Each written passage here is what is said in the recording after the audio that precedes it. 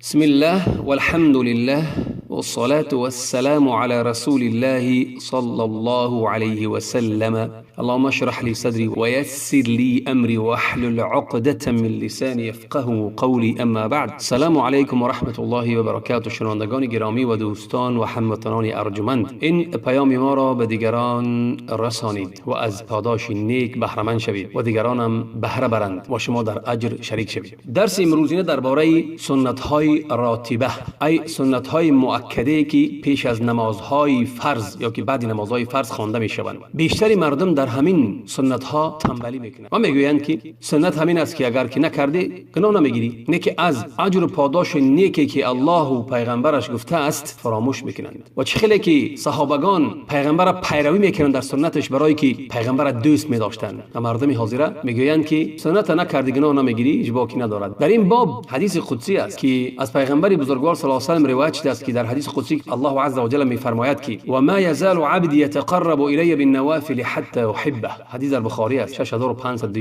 از ابی هریره روایت شده است. حدیث درازه ما هم کتابش آوردیم. میگه بنده من تا هنوز به نوافل و نمازهای نافله و سنت به من نزدیک میشود، یعنی نزدیکی میجوید تا آنی که من او را دوست دارم. یعنی انجام دادنی سنت ها و نافله ها، خواه نماز باشد و خواه دیگر سنت ها، الله چی میگه؟ تا آنی که من او را دوست دارم. یعنی که کسی که میکند انجام میدهد نائل میشود محبت و دوستداری الله نائل میشود. باز پیامبر بزرگوار صلی الله علیه و سلم میفرماید که حدیث در امام احمد است، یکمین روزی که حساب و کتاب آغاز میشود این چی است؟ از نماز سر میکنند پرسیدن. اگر نمازش پره خوانده باشد، نماز فرضش پره شده باشد، مینویسن برای او نماز پره است. و اگر نمازاش پره و کامل نشدند فرضاش، قال للملائکه، الله میگه، الله چی میگه به فرشتگان؟ بنگرید هل تجدون لعبد من تطوع، آیا برای بنده من یگان نماز تطوعی هست، نماز نفل و سنتی هست، خوانده است یا نخوانده است؟ پس اگر کی باشد نمازهای فرض او را پره میکنند، پس وارد بهش میشود. اگر کی در همین حالت نمازهای فرضش پره نباشند، نماز سنت خوانده نباشد، پس چی حالش چی میشود؟ بهش میرود؟ نه، دوزخ میرود. برادرای گرامی، برای که نمازهای فرض وقتی کم میشوند این کم است، یا که الله میبخشد او را،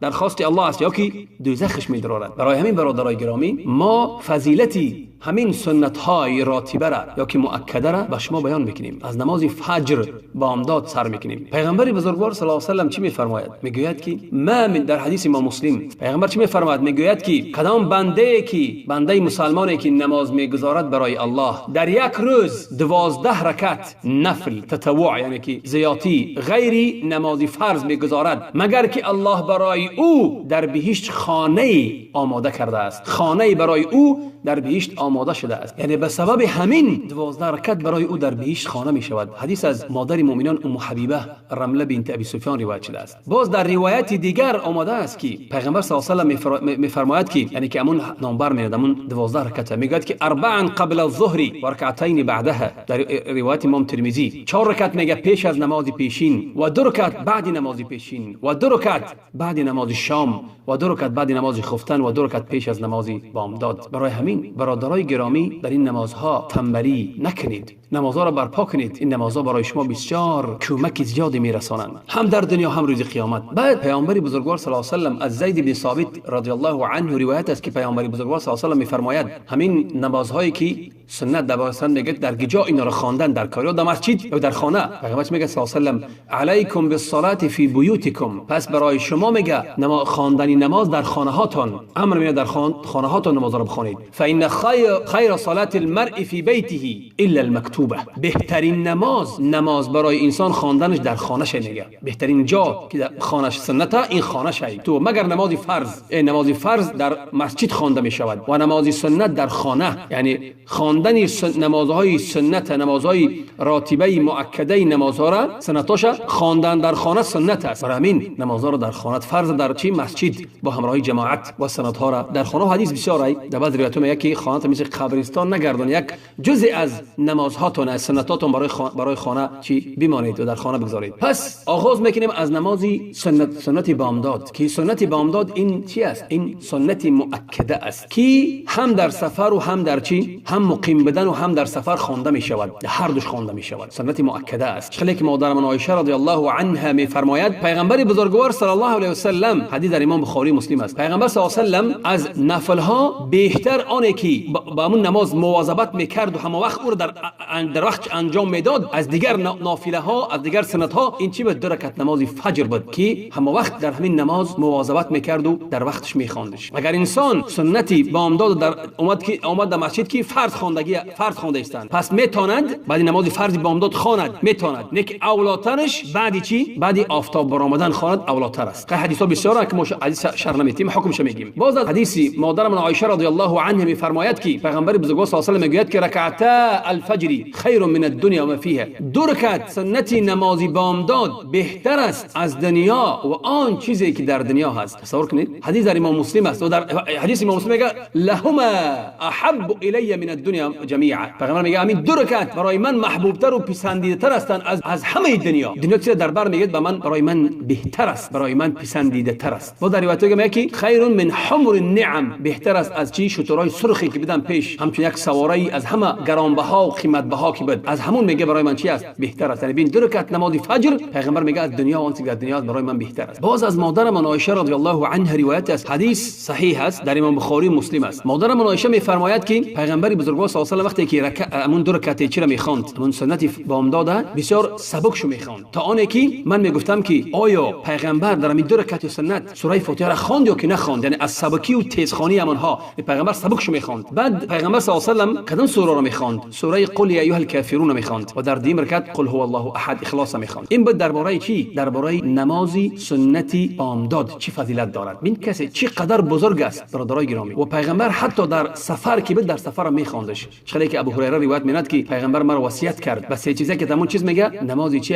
سنتی بامداد در هم در سفر و هم در چی مقیم بودن پیغمبر صلی الله علیه و آله ترک نمیکرد. خلاصه حدیث بسیار سخن بسیاره ولی ما کوتاه میکنیم که برای چی؟ برای زیاد نشود وقت. درباره سنت های نماز پیشین پیغمبر چی میگوید صلی الله علیه و سلم؟ از مادر من عایشه روایت است که میفرماید، حدیث در بخاری مسلم است، مادر من عایشه میگوید که هر آینه پیامبر بزرگوار صلی الله علیه و سلم هرگز ترک نمیکرد 4 رکعت سنت پیش از پیشین و 2 رکعت بعد پیشین ترک نمیکرد. باز از عبدالله ابن صائب رضی الله عنه فرمودند که پیامبر بزرگوار صلی الله علیه و سلم 4 رکعت بعد آنه که آفتاب از نیمه آسمان به طرف مغرب حرکت میکردن پیش از نماز پیشین یعنی سنت پیشین میخواند و میگفت 4 رکعت میخواند، میگفت هر آینه این وقتی هست یا که ساعتی است که در همین اثنا دروازه های آسمان باز میشوند. پس میخواهم دوست بدارم که در همین وقت برای من عملی نیکم به نزد الله برداشته شود. 4 رکعت نماز چی؟ 4 رکعت نماز سنت پیشین. حدیث در ترمذی از 478 و امام احمد از و نسائی و دیگر خلاصه صحیح است. باز از علی رضی الله عنه میفرماید که پیامبر بزرگوار صلی الله علیه و سلم میخواند پیش از پیشین 4 رکعت و بعد پیشین 2 رکعت. حدیث صحیح است. باز مادر من عایشه از عبدالله ابن شقیق میفرماید که عبدالله ابن شقیق پرسیدم مادر من عایشه را از نمازهای تطوع ای نفل ای نمازهای زیادی سنتایی که میخواند. پس مادر من عایشه گفت که پیش از ظهر میگوید در خانه من 4 رکعت میخواند. پیش از ظهر یعنی نماز پیشینه سنت پیشین میخواند در خانه. پس برآمد و فرض با همراهی مردم میخواند. پس خانه برمیگشت و باز چی؟ باز 2 رکعت دیگه میخواند. همین طور میگن نماز شام میخواند با همراهی مردم در جماعت. پس خانه برمیگشت و 2 رکعت دیگه میخواند. همین طور دیگر نماز خفتنه و همین طور دیگر 2 رکعت میگشت و خانه که میگشت میخواند. حدیث در امام مسلم است و امام احمد و ابو داود و ابن حبان است. در امام مسلم 105 رقم. باز پیغمبر بزرگوار صلی الله علیه و سلم درباره سنت پیشین چی میگفت؟ از حسان ابن عطیه فرمودند که وقتی که میگوید که عنبسه ابن ابی سفیان یعنی که وقتی مرگش آمد جانگدازیش یعنی همون درد و المش زیاد شد، پس گفت که پرسیدنش که چه قدر ناآرام استی؟ گفت که من شنیدم ام حبیبه یعنی همسر پیغمبر صلی الله علیه و سلم یعنی خواهرش که میگفت که پیغمبر بزرگوار صلی الله علیه و سلم میفرمود که گفت کسی که پیش از نماز پیشین 4 رکعت سنت میگذارد و بعد پیشین 4 رکعت سنت میگذارد الله عز و جل گوشت او را برای آتش حرام میسازد. یعنی او گوشت او در آتش نمیسوزد، یعنی او را آتش برای او حرام میکند. پس گفت که هرگز ترک نکردم همین 4 رکعت پیش و 4 رکعت بعد از همون وقتی که شنیدم دیگه ترک نکردم. باز در روایت دیگر است که کسی که میگه محافظت میکند دائمی میگذارد 4 رکعت پیش از پیشین و 4 رکعت بعد از پیشین الله عز و جل آتش برای او حرام میسازد. است، در ابو داوود است. یعنی که برادران گرامی و خواهران ببینید که در نماز سنت بامداد چی گفت که در عموما کسی که همین 12 رکعت میخواند برای او خانه در بهشت آماده می شود. باز گفت که سنت فجر بهتر از دنیا و دنیا است. باز گفت که کسی که 4 رکعت پیش از پیشین بعد پیشین میخواند برای او چی است؟ یعنی دوزخ را برای او حرام میگرداند، برای بدن او یعنی دوزخ نمیدراید. تصور کنید که از دوزخ چی میشود؟ نجات مییابد برای 4 رکعت سنت پیش و 4 رکعت سنت بعد. باز میگوید که این که پیغمبر با ترک نمیکرد. باز وقتی است که دروازه های آسمان باز میشوند برای دعا کردن. برای این برادران گرامی ترک نکنید، سنت ها را ترک نکنید. سنت پیغمبر این دوزداری پیغمبر نشان میدهد. کسی که سنت میخواند این دوزداری چی است؟ پیغمبر است و پیروی است از او است. برای همین این سنت ها را اگر که وقتش گذشت میتواند قضایی خواند. چخیلی پیغمبر صلی الله علیه و سلم نمازی 2 رکعت سنت بعد پیشینه بعد عصر خواند، هیچ باکی ندارد خواندنش. و چخیلی نمازی سنت بامداد بعد آفتاب برا میخواند، هیچ باکی ندارد که انسان قضاییش هم بخواند. در وقتش که نتوانید خواندن بعد میتواند بخوانش. کدام وقت یافت میتواند بخوانش. و بهترش 4 رکعت را 2 رکعت خواندن اولاتر است. 2 رکعت میخواند سلام میتید، با 2 رکعت میخواند سلام میتید. این اولاتر است. برای پیغمبر صلی الله علیه و سلم در حدیث میگه که در روایت صلات اللیل مثنى مثنى، نماز شب 2 رکعت. در روایت دیگه صلات اللیل و النهار مثنى مثنى، نماز شب و نماز روز 2 رکعت، یعنی 2 رکعتی خواند اولاتر است. 4 رکعتی هم خواند هیچ باکی ندارد. و باز سنت عصر هم سنت دارد، لیکن سنت مؤکده نیست. سنت است و مؤکده نیست. و چخیلی که علی رضی الله عنه میفرماید، علی میفرماید که پیغمبر بزرگوار صلی الله علیه و سلم پیش از عصر 4 رکعت سنت میخواند. یعنی در بین آنها در 2 رکعت در دویم رکعت میگه تسلیم میداد به چی؟ به فرشتگان، سلام میداد به فرشتگان مقرب و آن کسانی که پیروای آنها هستند از مسلمان ها و مؤمنان. حدیث امام ترمذی است، حدیث صحیح است. انا در همین جا میتواند که بعضی اهل علم اختلاف کردند که آره 4 رکعت یک جای خواند یا که جدا خواند. بعضی اهل علم میگن که میتواند که 2 رکعت خواند. بعضی اهل علم در مذهب امام ابو حنیفه میگه 4 رکعت همش یک جای خواند با یک سلام. مذهب جمهور میگه که 2 رکعت خواند اولاتر است. 2 رکعت خیلی حدیث گفته بودیم که نماز شب و روز 2 رکعتی است. باز از ابن عمر روایت است که پیامبر بزرگوار صلی الله علیه و سلم میفرماید که رحم الله امرئا صلى قبل العصر 4، حدیث امام ترمذی است. پیغمبر دعای نیک میکند برای کسی که 4 رکعت سنت پیش از عصر میخواند. دعاش میکند، میگه الله رحمت و مغفرتش کند کسی را که 4 رکعت پیش از عصر نماز میخواند، سنت میخواند. این دعای چی بود؟ دعای او. باز سنتی چی را میگیم؟ سنت نمازی شام میگیم. شام هم 2 رکعت سنت دارد بعدی فرض خواندن. سنت مؤکده است. سنت پیش از شام دارد نیکی مؤکده نیستند. بعد نماز شام سنت های مؤکده است. 2 رکعت سنت مؤکده. اون 2 رکعت سنتی که پیش از نماز شام است پیغمبر بزرگوار صلی الله علیه و سلم میفرماید که 3 بار میگوید که بخوانید پیش از نماز شام، بخوانید پیش از نماز شام، بخوانید پیش از نماز شام.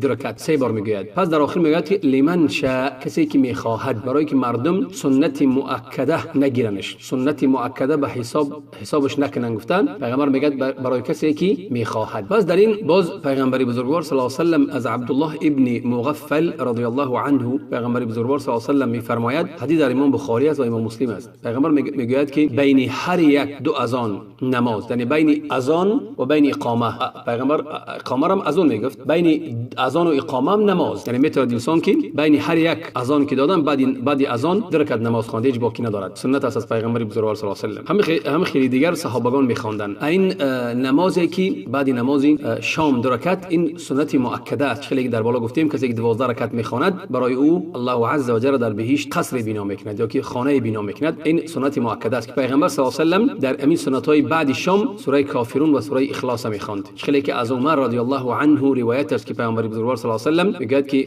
میخواند در 2 رکعتی پیش از بامداد و 2 رکعتی بعد شام قریب 20 بار یا که 20 چند بار دیدمش که سوره اخلاص و کافرون میخواند. سوره اخلاص و سوره کافرون میخواند. حدیث در امام احمد است و دیگر و صحیح است. سنتی بعد نماز خفتن، بعد نماز خفتن هم سنت چی است؟ سنتش هم سنت پیشی دارد و هم سنت بعدیش مؤکده است، پیشیش غیر مؤکده است. پیش از نماز خفتن اینمون گفتیم که پیغمبر میگه که بین 2 اذان و اقامت نماز است. نه که سنت بعدینش بعد خفتن این چی است؟ این سنت مؤکده است. و سنت بعدینش سنت بعد نماز خفتن اینمون حدیثی که در اول آوردیم گفتیم که پیغمبر میگه کسی که در یک روز 12 رکعت میخواند، بعدی گفت که بعدی چی؟ مادر ماشه گفت که بعد نماز خفتن 2 رکعت میخواند. این چی است؟ نمازی برای قصر خانه بنا میشه در بهشت. اینمون چی است؟ سنت است. سنت چی است؟ سنت راتبه و مؤکده است که پیغمبر ترک نمیکرد اینها. همه خیلی دیگر پیغمبر بزرگوار صلی الله علیه و سلم وقتی که از نماز خفتن که برمیگشت، باز وقتی که خانه که می درآمد 4 رکعت میخواند. حدیثای 4 رکعت بعدی خفتن از پیغمبر همش حدیث ضعیفن، ولی حدیث از عبدالله بن مسعود و از عبدالله بن عمر و روایت است که میفرمایند کسی که 4 رکعت بعدی خفتن میخواند، بعد یعنی که بین آنها سلام میدهد، برابری چی هستند؟ برابری یعنی که مثل اجر لیلة القدر میگیرن. همه خیلی دیگر عبدالله بن عمر روایت کرده است که کسی که 4 رکعت بعدی خفتن میخواند مثل میگه اجر پاداشی به اندازه لیلة القدر میگیرن. یک حدیث ضعیف اینو قولای صحابگان هستند. بعد پیغمبر درباره عموما درباره نماز شب میگه که در حدیث در امام مسلم بهترین نماز بعد نماز فرض این نماز شب است. بهترین نماز شب است. انسان میتونه چقدر که نماز شب نماز گذارد اختیار دارد. درباره نمازهای سنت جمعه بعدی، نماز جمعه سنت پیشی ندارد، سنت بعدی دارد. خیلی که از ابی هریره رضی الله عنه فرمودند که پیامبر بزرگوار صلی الله علیه و آله میگوید اگر که شما بعد نماز جمعه سنت خواندید پس 4 رکعت خوانید. و در روایت عمرو در روایت دیگرش اگر در روایت سهیل قال سهیل میگوید که اگر که شتاب داشته باشی، اگر شتاب داشته باشی پس 2 رکعت در مسجد خوان و 2 رکعت در خانه. حدیث در امام مسلم است، در امام احمد است، ابو داوود است، ترمذی، ابن ماجه، در نسائی و ابن حبان در همه چیو آمادگی است مسنداش. بعض از عبدالله ابن عمر هم هست رضی الله عنهما انه كان اذا صلى الجمعه انصرف. عبدالله ابن عمر وقتی که جمعه را میخواند میرفت، پس میرفت و در خانه 2 رکعت میخواند. ثم قال كان رسول الله صلی الله علیه و سلم یصنع ذلك. میگفت که پیغمبر بزرگوار صلی الله علیه و سلم همین طور میکرد. حدیث در امام مسلم است و امام احمد است و ابو داوود و ترمذی و ابن ماجه و نسائی. خلاصه یعنی بعض اهل علم امین حدیثا را میگیرد، از روی همین حدیثا میگوید که اگر که انسان در مسجد بعد امام یعنی که سلام دادن امام همون اذکار گفت و خیلی در مسجد خواند، در مسجد 4 رکعت خواند. نه که اگر که خانه آمد میتونه که در خانه 2 رکعت خواند. از روی همین حدیثا اومدگی. باز سنت های است که پیغمبر صلی الله علیه و سلم نماز آفتاب را بعد آفتاب برآمدن میخواند. انسان میتونه 2 رکعت خواندن گیرد، 8 رکعت میخواند، چقدر میخواند دیگه باقی ندارد. و هم سنت ها هستند، یک سنت های مؤکد نیستند. همه خیلی دیگر چی است؟ سنت شکر وضو، شکر طهارت. انسان که طهارت کرد بعد طهارت میتونه نماز گزارد. بعد طهارت کردن طهارت که کرد بعد طهارت میتونه نماز گزارد. خیلی که پیغمبر صلی الله علیه و آله بلال میگوید که بلال بگو کدام عملی بزرگی پسندیده تو کرده در اسلام که من شنیدم که همون صدای پایت را در بهشت. پس بلال رضی الله عنه چی میگفت؟ گفت که هرگاهی که من طهارت میکردم شب باشد یا روز باشد، اما وقت چقدر به من الله میسر میکرد به همون طهارتم چقدر که میتونستم نماز میگذاشتم، چقدر یعنی طاقت داشتم 2 رکعت 4 رکعت چند قدر میتونستم نماز میگذاشتم. حدیث در بخاری مسلم است. برای همین برادران گرامی این خلاصه بود درباره سنت هایی که رواتبه هستند، سنت های مؤکده ای که نمازهای فرض. هرگز اینها را ترک نکنید. یعنی که کسی که اینها را میخواند الله عز و جل پسند میآید و الله را دوست می‌دارد و پیغمبر را دوست می‌دارد و انسانی که این سنت ها را اجرا میکند او چی است؟ هم پیروی پیغمبر میکند صلی الله علیه و سلم و هم پیغمبر را دوست می‌دارد، چون که صحابگان را دوست می‌داشتند. برای همین سنت ها بسیار فایده دارند، هم فایده دنیوی و هم اجر دنیوی و هم اجر در روز قیامت. و از دعای نیک خود ما را فراموش نکنید. و السلام علیکم و رحمت الله و برکاته.